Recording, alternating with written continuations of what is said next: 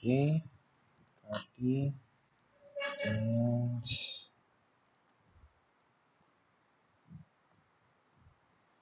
let's finish this. Okay.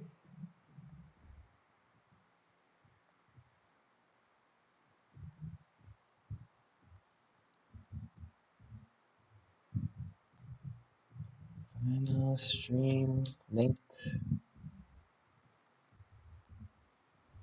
cardio works live. Mhm.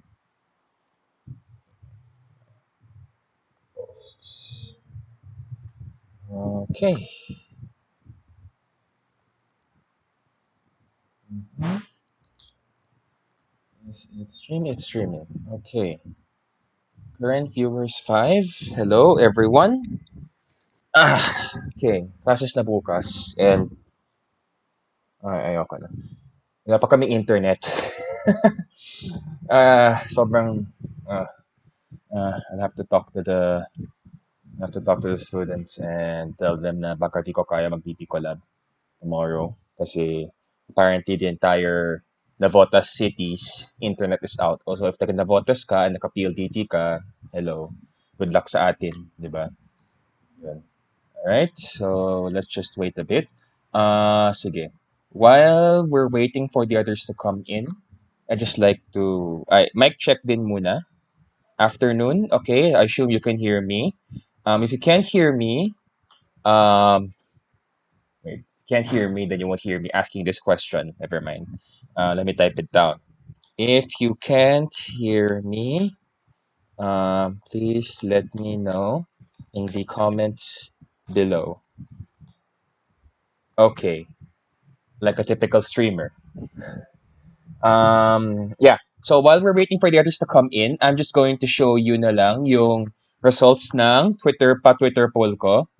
And just to correct some kasi may mga iba yung sagot nila, yung majority ng sagot uh, medyo sketchy. So ayusin lang natin while we wait for the others to come in. So quick review through the poll. Let me just stream it here. Okay. Okay. Again, you're not obligated to follow me here. You just ano to? You just need an account to. You don't need an account actually to view the answers na eh. You need an account to answer. Let me just get you. No, not this one. Window capture. Palitan ko lang to yung Chrome browser. Wait lang. Mali. Okay. Window capture. Explorer. Chrome. Okay. Tama. Okay. Now let's just go quickly through the poll answers here. Okay. So you got this naman. Kami Pexol is the D2 agonist. Just remember we do not use bromocriptine, propinerol. Sorry, we do not use bromocriptine, pergolide, cabergoline anymore for Parkinson's because of risk of fibrosis, tissue scarring sa lung tissues, pericardial, sa retroperitoneal, sa likod ng abdominal cavity. Long-acting injectable is not clozapine po, it's flufenazine. Long-acting first-gen injectable, which is great for medication adherence.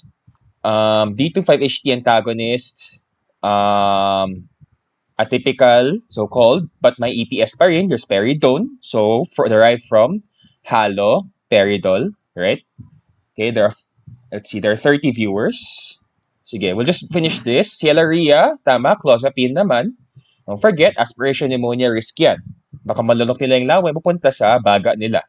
Lower rates of EPS, but higher rates of metabolic syndrome, dyslipidemia, insulin resistance, and so on.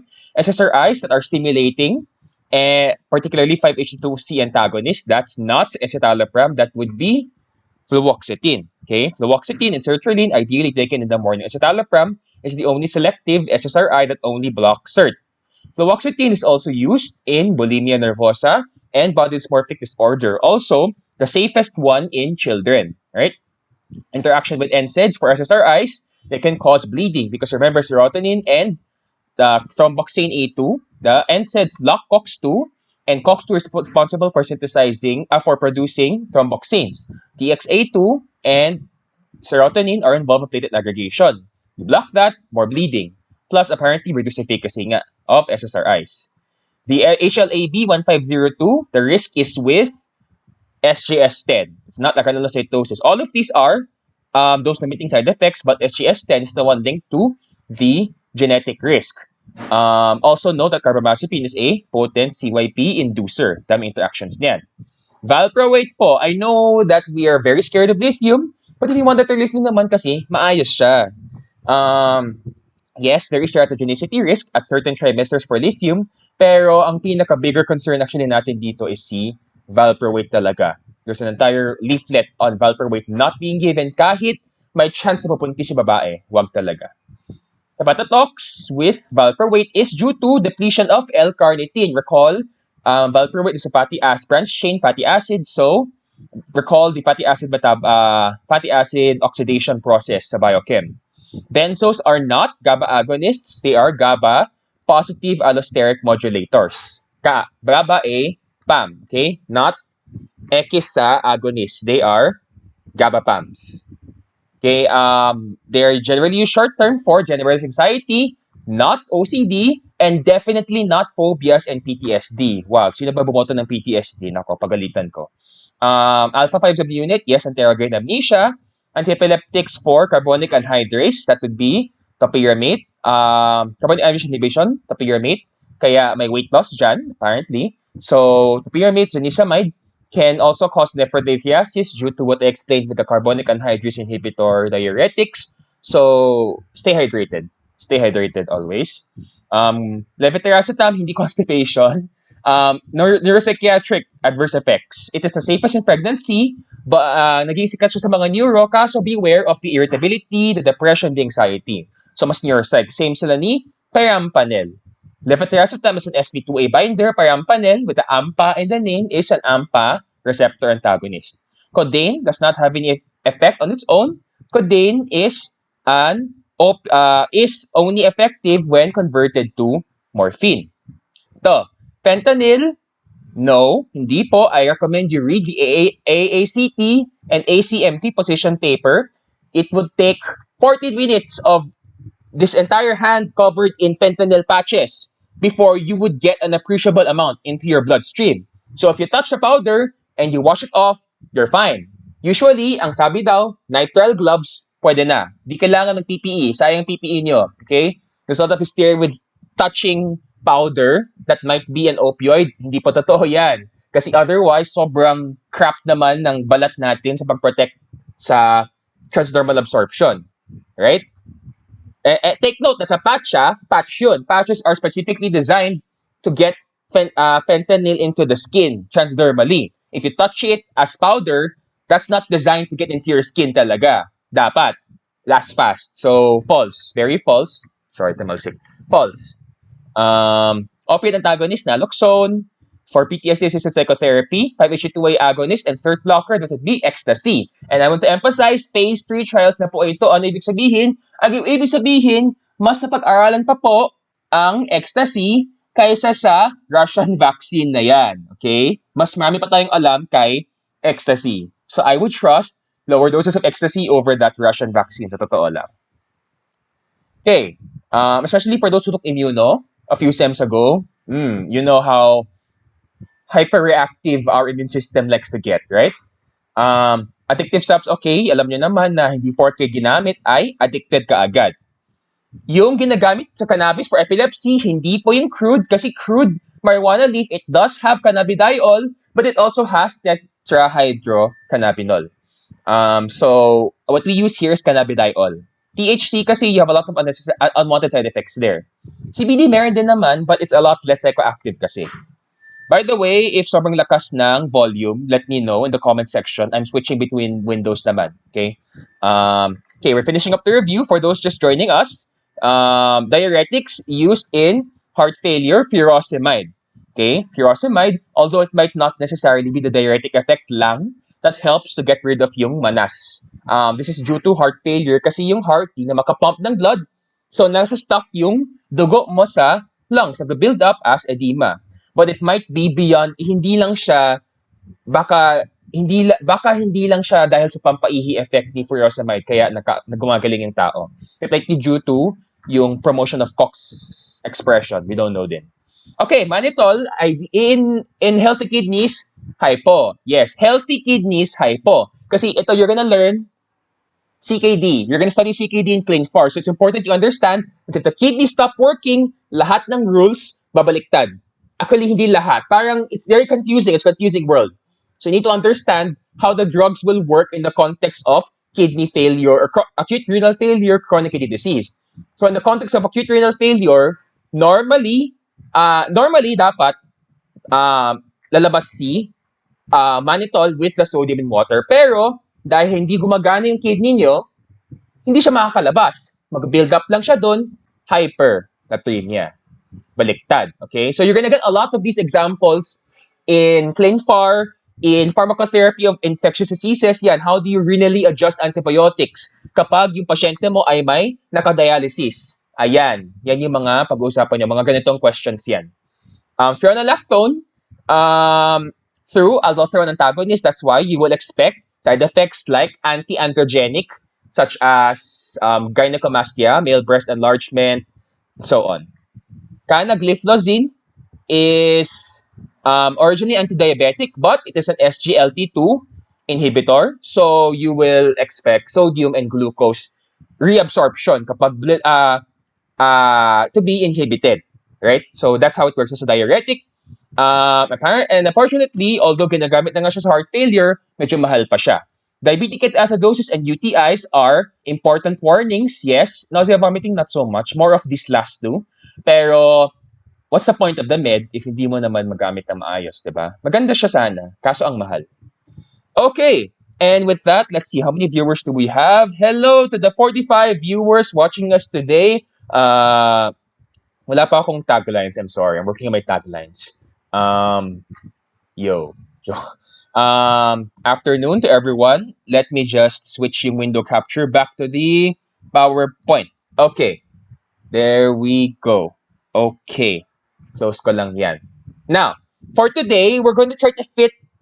I got used to this na. Actually, that's the great thing. Medyo practice ko na rin to for in classes ko. So, sanay na ako dito. Ano to? There will be less hiccups, hopefully, along the line, unless my data fails me kasi yun nga, yung buong Navotas, walang internet pa rin. What we'll make do, this is YouTube, so less heavy on the data naman. Okay? So, for today, we're going to cover, yung mga gamot na cover natin would be, wait lang. Punta natin. Yan, okay. So the meds that we're gonna cover for today are the RAS drugs, ACE inhibitors, ARBs, renin inhibitor, neprilysin, calcium channel blockers, vasodilators. The digoxin we don't use it as much, I guess. We use it because it's cheap, but it's very difficult to use. Antiarrhythmics, that was a headache talaga. If we have time, I'll go back to beta blockers, but I don't know if we'll have time. Okay? So with that, review ko lang pala kasi nagka-problema sa slides last time. So again, we're about to go to drugs for hypertension, heart failure, etc. And I want to emphasize that it's important to understand that hindi, on the one hand, yes, we're looking at blood pressure, but you have to understand that just because a drug lowers blood pressure doesn't mean you're going to get better. Because our end goal is not just the blood pressure, but to prevent the cardiovascular events that are associated with the high blood pressure, like heart failure, diabetes, and so on. But of course, it's easier to just look at blood pressure because it's a number that you can manipulate. And what is that number influenced by? Right? You have here cardiac output, and then you have the systemic vascular resistance. So cardiac output, how much the heart can pump out, all in all. And yung vascular resistance, how much resistance, so literally, does the heart need to overcome to pump the blood, or how much resistance does the blood have to flow? Yeah, syempre, the higher the resistance is, for example, smaller blood vessels kapag nag-vasoconstrict, kapag medyo malapot yung dugo mo, kapag mas yun, then you're going to, or kapag may barado. Kung may barado, you're going to expect a higher blood pressure. Output din, right? You have heart rate and yung stroke volume and so on. We're gonna talk about this again sa heart failure. Pero that's where you'll see yung mga beta blockers and so on. Yun. So again, as a reminder, first line for hypertension ay hindi beta blockers. Hindi siya first line at all. First line natin, I mentioned thiazide diuretics, and I will get to the next three first line agents in a bit. We did diuretics na, so I'm going to go through this. And SGLT2 inhibitors. Now we'll go to RAAS. Okay, now, talk about RAAS. RAAS is the renin-angiotensin-aldosterone system. It's like one of the worst systems in the body. It's horrible. I mean, if you understand how it works, then you'll know that it's usually triggered by a decrease in blood volume. Which is helpful if you're trying to survive in the ye old times. Kulang tubig, pollution everywhere. Well, pollution everywhere now. Pero wala tayong purified water or may mga drought. And the RAAS kicks in as a response kasi na dehydrate na tayo eh. Kulang ng tubig. So the RAAS kicks in to preserve our blood pressure. Kasi if sobrang mawawalan tayo ng tubig, hypotension, coma, death, and so on. Kasi we need the blood to keep pumping. But nowadays, that's less of a worry compared to hypertension, and we get a lot of RAAS activation, a lot of it. And as you can see, evolution has not yet caught up in terms of RAAS. So in general, therapeutic goal is to ensure that that system does not kick in.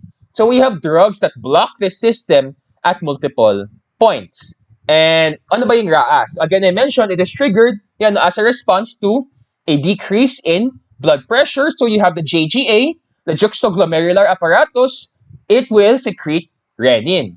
And si renin, di ba, RAAS, so start with R, renin will be, ano ba?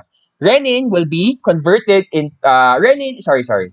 Yan, nalilito din ako. Renin is responsible for converting angiotensinogen to angiotensin 1, right? So renin, angiotensin becomes angiotensinogen.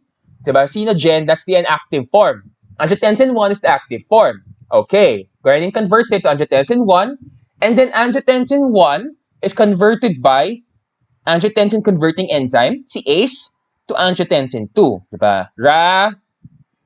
Actually, dapat tatlong A nga yan, diba? Angiotensin 1 and 2.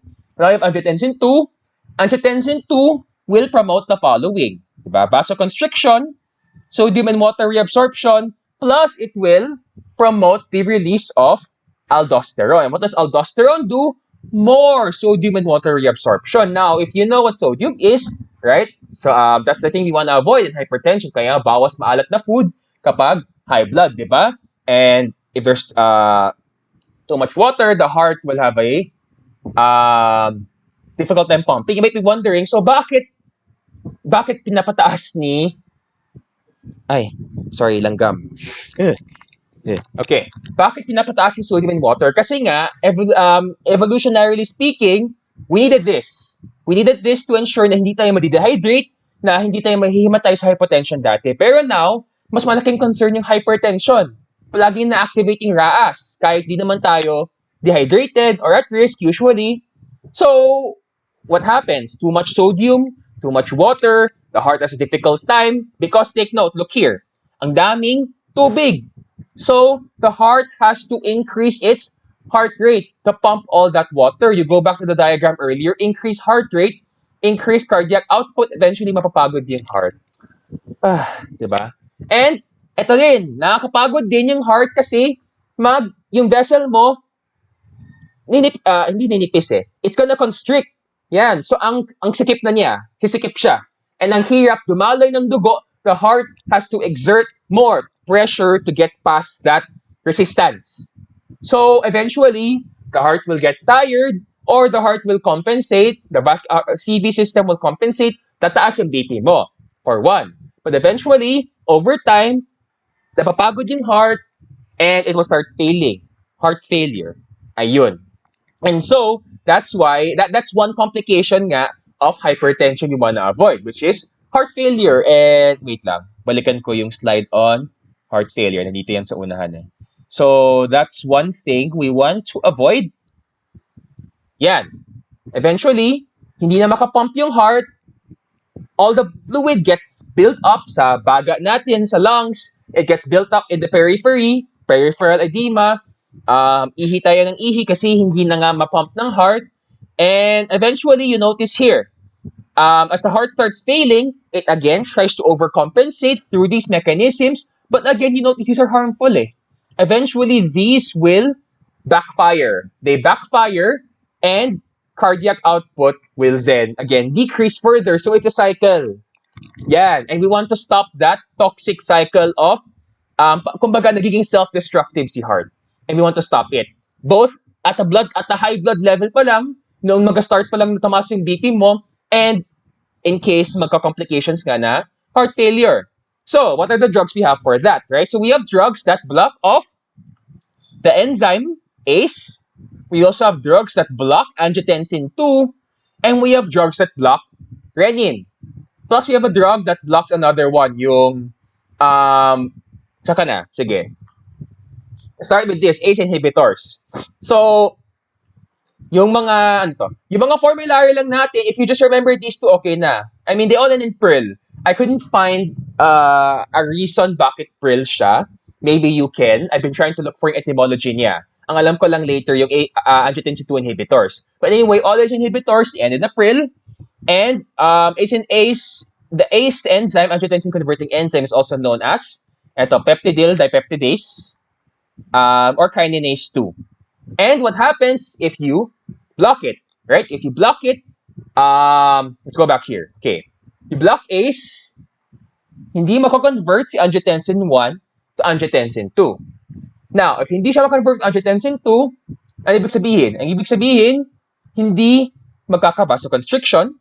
It means, yung blood vessel mo na ganito, dapat medyo okay naman siya. Hindi siya mag-vasoconstrict. Meaning, that's what I mean when I say decrease systemic vascular resistance. Kasi you are preventing vasoconstriction. So the blood will flow easier. The heart does not have to pump so hard to get through the blood vessel kasi hindi na nga ma-activate si RAAS. Another thing, you will block yung pag-reabsorb ng sodium and water. So, the heart has to exert less, doesn't have to exert so much effort na. Kasi si sodium and si water, may excrete na. So, there will be less blood flowing, just enough, but not too much. So, it's easier. Yan. And because the RAAS is so bad nga, we see clinically that it's one of the first line. So, kanina diba, last time I said thiazide diuretic is first line. Then you have ACE inhibitors. Yung mga Pril, they are first line. And with those with diabetes din, in fact, we see good outcomes. Now, you might see here that ACE inhibitors and ARBs, both of these, they seem to be nephroprotective. Now, why is that? It seems that the effects, yung MOA niya, diba, ACE inhibition, hindi makaka-vasoconstriction, what will happen is vasodilation naman. In particular, efferent vasodilation. What do I mean by efferent? So again, efferent arterial versus afferent arterial. I've been confused about this for years. So I really sat down and took the time to remember. So if you're confused, I will not judge you. But it really helps you to appreciate better ano yung benefits talaga ng ACE inhibitors sa ARBs. These will cause efferent vasodilation. Efferent arterioles are the ones na binabalik yung tubig ay yung dugo sa systemic circulation. Afferent, which is yung ina-affect ng SGLT2 inhibitors away from dugo to kidney. So again, afferent arteriole away from kidney, away from blood to kidney, away from circulation to kidney. And then efferent binabalik from kidney to circulation. So there's vasodilation there.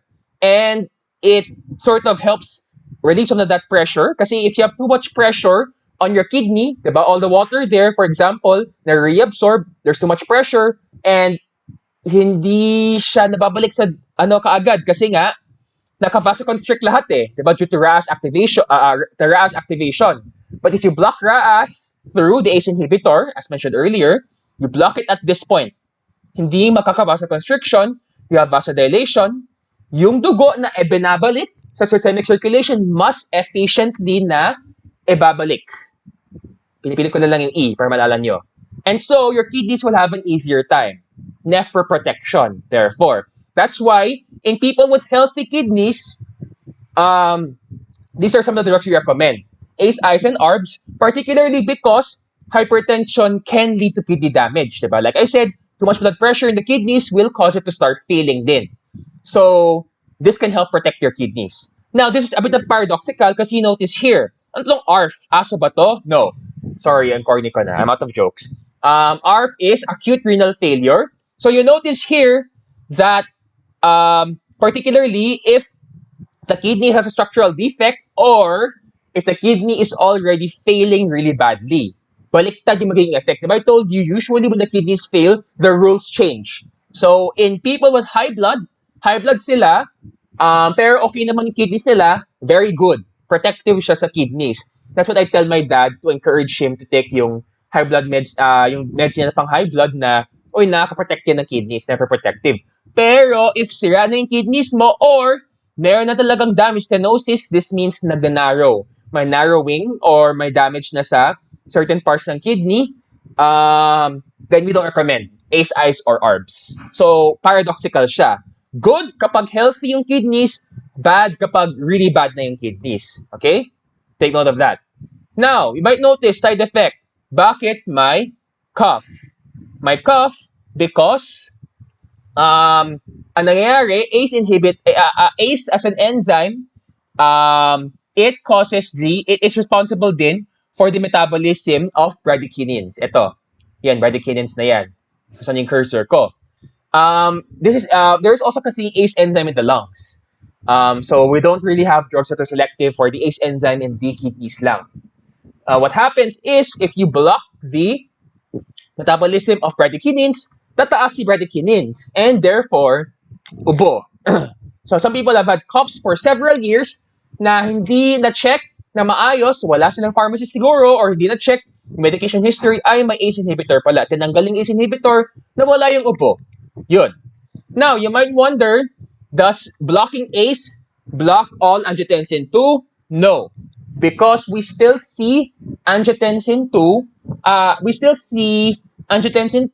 produced from angiotensin 1 through other means. There are other enzymes, there are other pathways that can lead to the production of angiotensin 2. So ACE blocks one of the major pathways. ACE inhibitors block the major pathway, but there are other pathways din. Okay?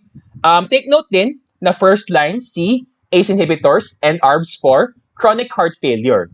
Yun. Because a big chunk of heart failure pathophysiology I showed you earlier, in brief, actually, a big chunk na talaga is RAAS. Diba? So, when water retention, ang daming mapump ng heart, mapapagod siya. The heart is already tired, tapos stress siya, cells mo. Diba? Yan. So, you stop this from activating, you're taking care of a big chunk of heart failure pathophysiology already. That's why RAAS drugs, particularly ACE inhibitors and ARBs, are first-line choices talaga for heart failure. You start these before your beta blockers. So heart failure, ganito yan. Sa heart failure, A, B, C, D. Isipin nyo, isipin nyo heart, diba? Ito yung heart nyo. Ito yung heart. Using your hand, this is the finger heart, but this is the actual heart, right? Now, what you do is you unfurl this heart, and you start counting alphabetically. A, B, C, double D, E. Sorry, A, B, C, double D lang. Walang E. For heart failure, letter A, ACE inhibitors or ARBs. Yun lang, ACE inhibitors or ARBs. Okay? Yun. So, dry cough, hypotension, obviously, kasi you're blocking RAAS, so posibleng masobrahan naman yung sodium and water excretion. It's not a diuretic, ha? It's not a diuretic, but because you're blocking the production of aldosterone, baka masobrahan naman yung paglabas lang ni sodium tsaka water. You also have hyperkalemia. Yan. Hyperkalemia because you are also blocking angiotensin 2 and aldosterone from doing their work. So, apparently, it's not here in this diagram, but part of normal RAAS is also the excretion of potassium. And when you block that, pwedeng ma-accumulate si potassium, so hyperkalemia. And that's a major reason why we don't combine ACE inhibitors and ARBs. Pick one lang. Hindi pwede buy one, take one. Pili lang ng isa para yung choose your starter Pokemon. Because if you combine ACEs and ARBs, nako, hyperkalemia. And yeah, remember how stressed I was with valproate earlier? I'm also stressed with ACE inhibitors and ARBs. Huwag ibigay sa buntis. No. No talaga. No. Now, you might be wondering, ano po itong angioedema na nababasa ko palagi pero hindi ko nagagets? Ito siya. Think like yung mukha mo na sting ng isang bubuyog. Ganun siya. Angioedema is an allergic reaction. It's a hypersensitivity reaction. And it looks like what you would look like if na-sting ka ng isang bee. It's usually rare. It's rare, pero it can happen. So take note pa rin. Okay? So, ganun usually. Kapag immune yung side effect, hindi ko ma-explain ng maayos talaga. Okay. Tinatawag ba kami? May meeting, pero no. Okay, this is more important. Okay.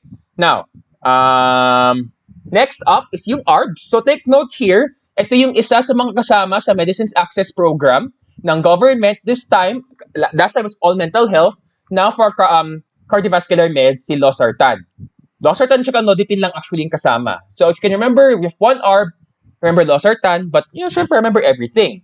And it helps to remember ARTAN, angiotensin receptor, lawayan nyo yung tor nyo. Angiotensin receptor antagonist. ARTAN, losartan, angiotensin receptor antagonist yung mga ARBs. So I never ever want to hear any of you say amlodipine is an ARB or an ACEI. Nako, sasakit yung ulo ko. Kung ako yung mag-interview sa inyo, hahampasin ko kayo ng libro. Hindi, joke. Wala akong libro siguro. Yung cellphone ko. Joke. Please keep in mind, okay?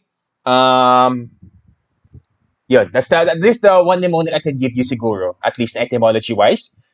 Usually, everything I said about ACEIs applicable to ARBs. Kasi you take note here. This one, ano to? ACEIs block the conversion of angiotensin 1 at this point.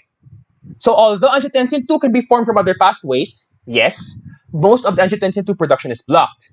Here, with ARBs, you are blocking the existing angiotensin 2 from binding to the receptor. There are two receptors kasi. There is 81 and 82. Usually, yung binablockan is yung 81 receptor. So it's confusing. Angiotensin 2 acts at two receptors, 1 and 2.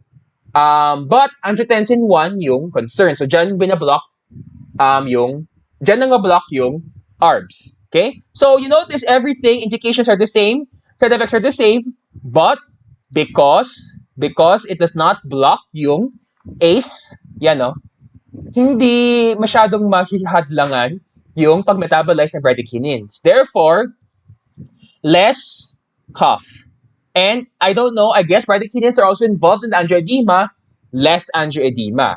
But same pa rin, still teratogenic, still hyperkalemia risk, still hypotension risk, but less of the dry cough. So if hindi usually, pag hindi kaya si ACEI, ARB.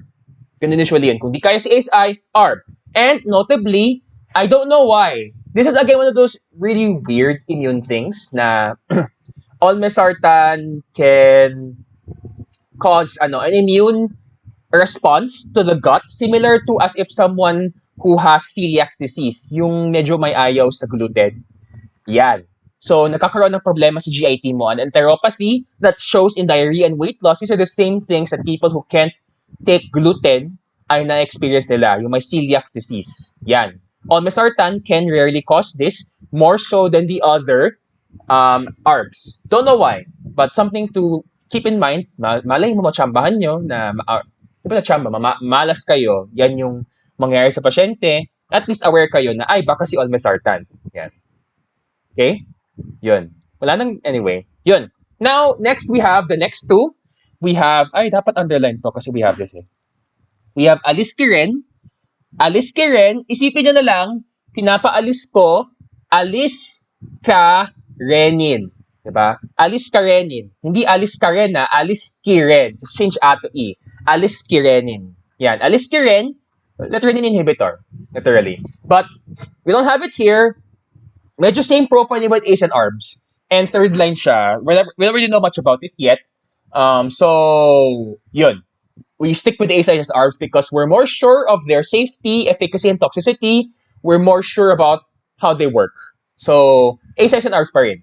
So again, do not combine. Pili lang ng isa. Kung ACEI, ACEI. Kung losartan, losartan. Wag po i-combine. So same side effects if you notice. Right? Kasi same system pa naman din. But we're not really sure of the significant differences. Okay. Next up, ito. This one is a hot topic din. Kasi we see this one of the other recommended drugs in heart failure.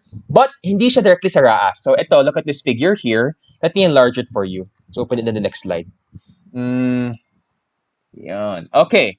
So, because sa RAAS, there's another system that is involved in heart failure, the natriuretic peptide system. So it's peptides that literally promote natriuresis. So you've never heard of natriuretic peptide, but you can guess from the name, right? A peptide that promotes natriuresis. So natrium, sodium, retic excretion. A peptide that promotes sodium excretion. Then you have three of these. You have ANP, BNP, CNP. Nasaan ba siya? Okay. They have names. But anyway, ANP, BNP, and CNP. Now, these peptides are metabolized by neprilysin. And you have sacubitril. This is a drug that is metabolized by that is metabolized into an active metabolite that blocks neprilysin. So it blocks neprilysin. Therefore, ANP, BNP, CNP, hindi siya ma-metabolize. And so, you have, natriuresis, vasodilation, less blood pressure, which is great for heart failure. But there is a reason. Wait, I'm trying to remember eh. There's a reason why i-combine siya dapat with valsartan. You cannot ever give this ng ng sabay. You cannot give this ng hiwalay. I'm trying to remember why, but I can't. So I'll get back to you on that. But there is a rationale bakit combine si sacubitril with an ARB. Dapat may ARB siyang kasama. So yung formulation na available sa Pilipinas, sacubitril plus valsartan. There's a reason. But let me just get back to you on that na lang. Okay. But it's really great for heart failure din sana, but mahal siya. So these two are really expensive, kaya wag na. Tsaka na lang. Now, triple whammy, an important drug interaction. Very important drug interaction is you do not combine ACEIs, you do not combine diuretics, and you do not combine NSAIDs. Particularly ACEIs and ARBs, particularly was it loop or ano? Wait lang. Sometimes I forget din talaga. Triple whammy, diuretic in general, yeah. So ACEIs and ARBs, diuretic and NSAID. Because of this mechanism nga, na you combine all of this together, nephrotoxicity, renal injury.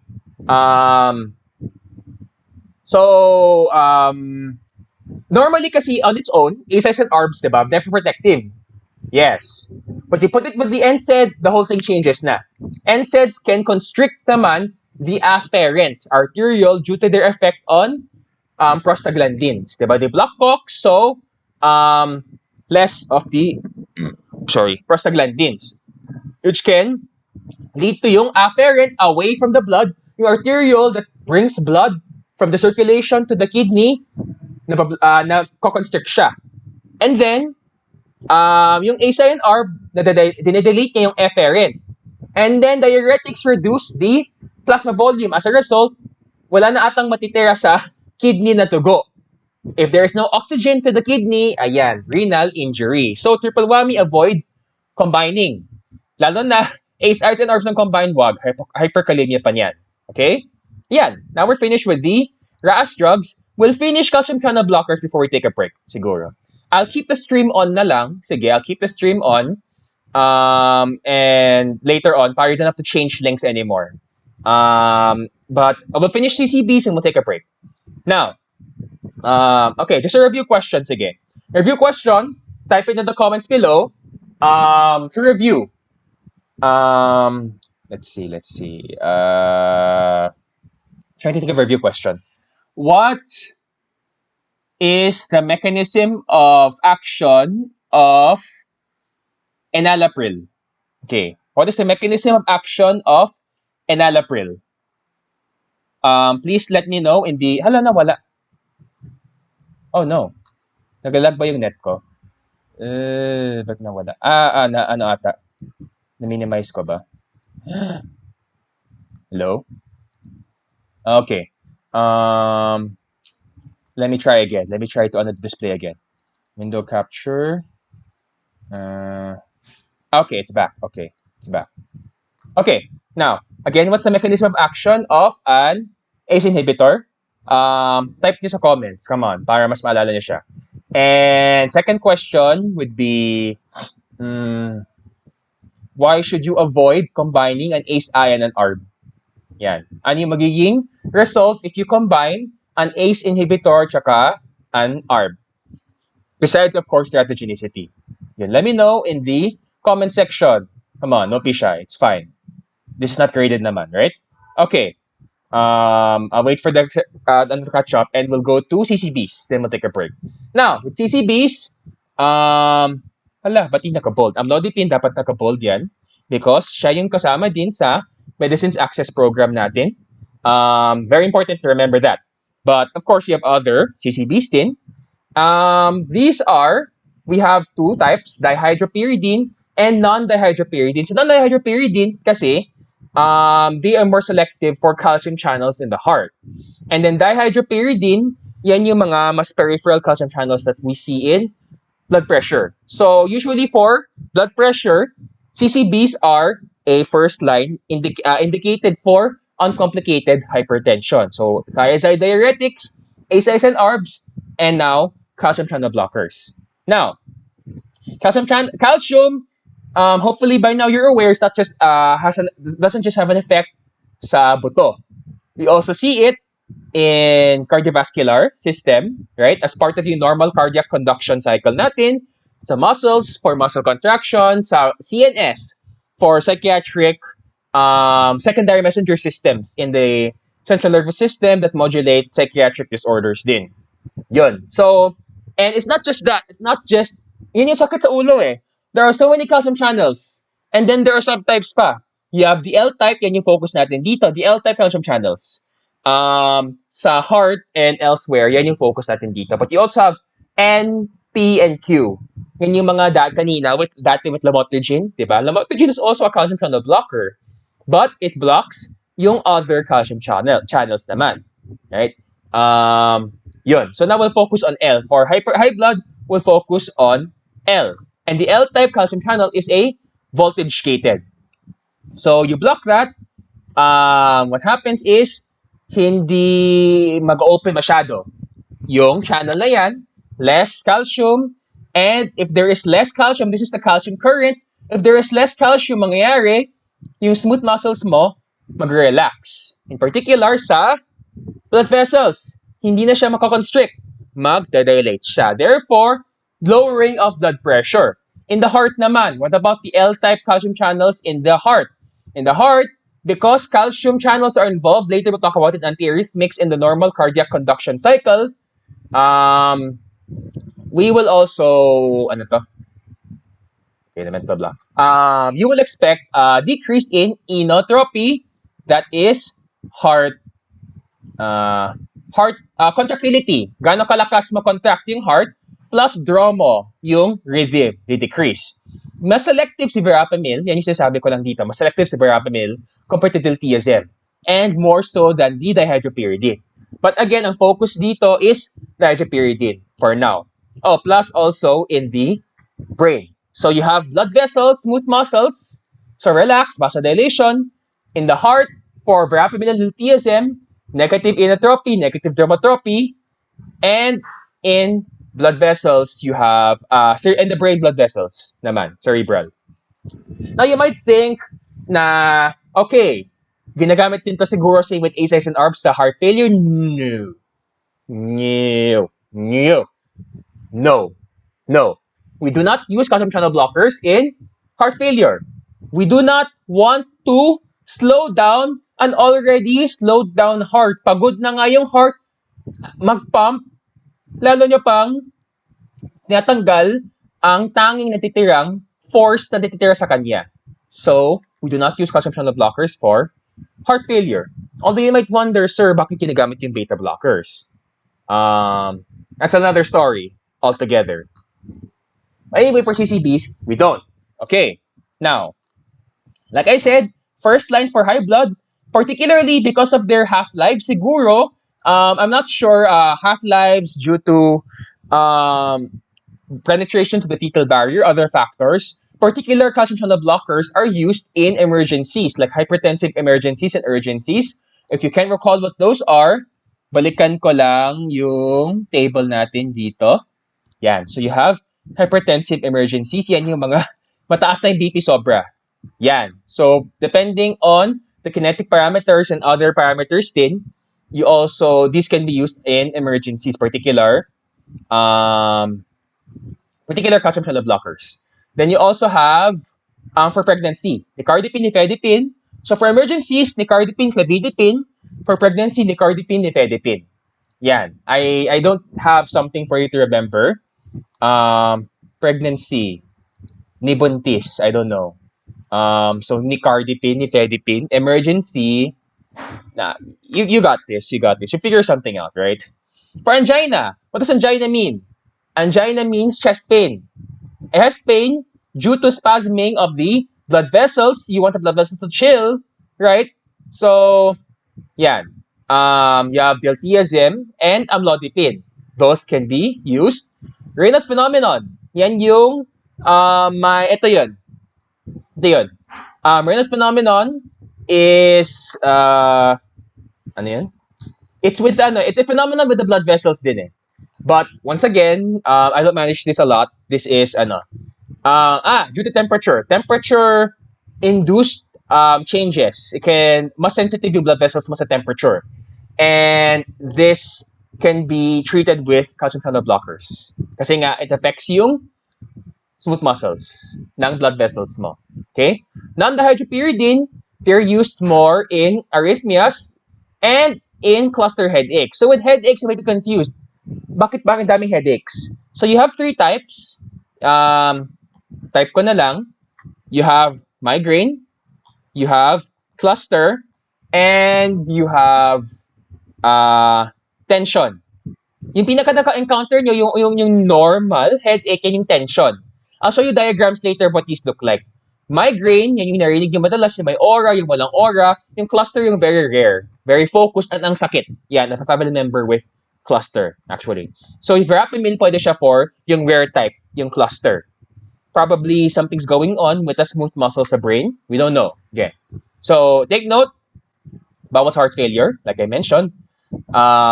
Because it's not just napapagod yung heart. Another thing, yan, I remember now. Compared to beta blockers, CCBs can cause peripheral edema.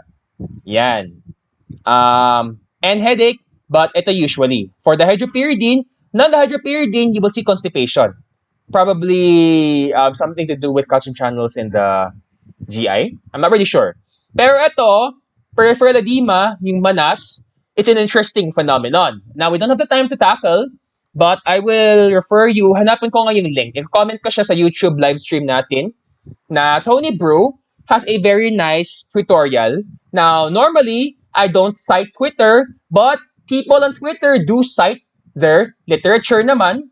So, I cite people who cite the references, at least. These are healthcare professionals naman. So, Tony Brew has a nice tutorial on why amlodipine causes peripheral edema. Kasi yun yung usually that, okay, amlodipine, edema, CCBs, edema.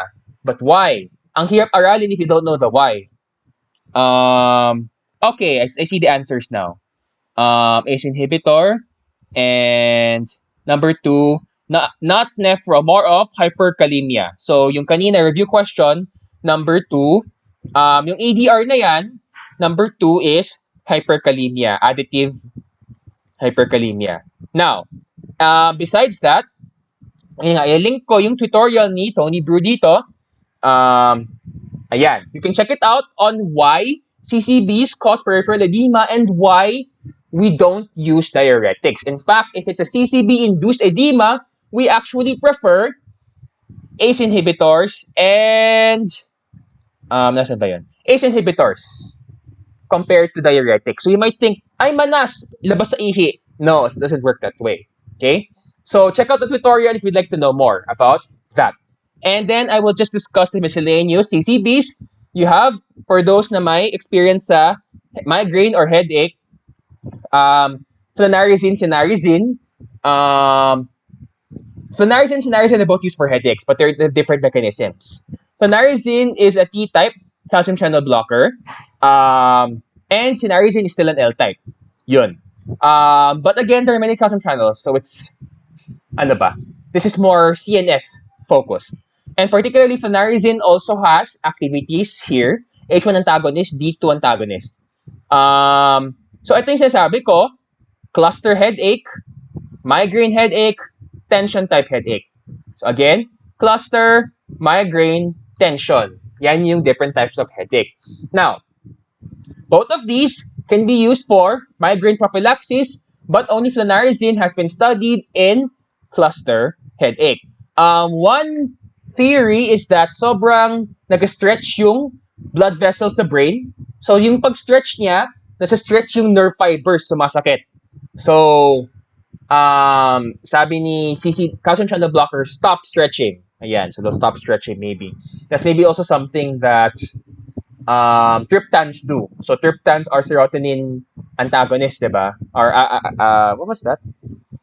I believe they were serotonin antagonists. Yun, so like, okay, stop stretching. Yan. But we're not really sure what's going on with headaches and migraines kasi. Now, cinnarizine, for some reason, because of yung signaling between the inner ear and the vomit center, can also act as an antiemetic. Yun. And because they're antihistaminergic, nakakantok, possible, EPS, not sure. Generally, if matagal, gaya, ang sinasabi ko palagi sa relative ko, if matagal mo na tititake si flunarizine, and okay ka na, stop mo na muna. Talk to the doctor ulit after 3 months, especially kung walang response. Yun, okay? And lastly, I want to emphasize, oh yeah, I think different types of calcium channels pala. Okay? Pakita ko na lang. And I want to emphasize, lastly, with calcium channel blockers, among the CCBs, hindi lahat same yung half-life. And with amlodipine, there's a misconception that when you up the dose of amlodipine, pwedeng kaagad-agaran. The thing is, ang haba ng half-life ng amlodipine. So there's a mistake to increase the dose very abruptly. With amlodipine, you have to increase the dose very slowly. Because of the half-life, pwedeng masobrahan if you increase it too fast. Again, look at the half-life. Ang haba compared to the other CCBs. And that's it for CCBs. I realized I wanted to keep the stream on, but I forgot. Wala pala akong internet. Ayaw kong gumastos ng data. So I will post the link. We'll take a 10-minute break. And I'll post the link for the second stream in the Facebook group again. Alright? So hiwalay ko na lang to as RAAS and CCB na video. So I'll catch you again in 10 minutes.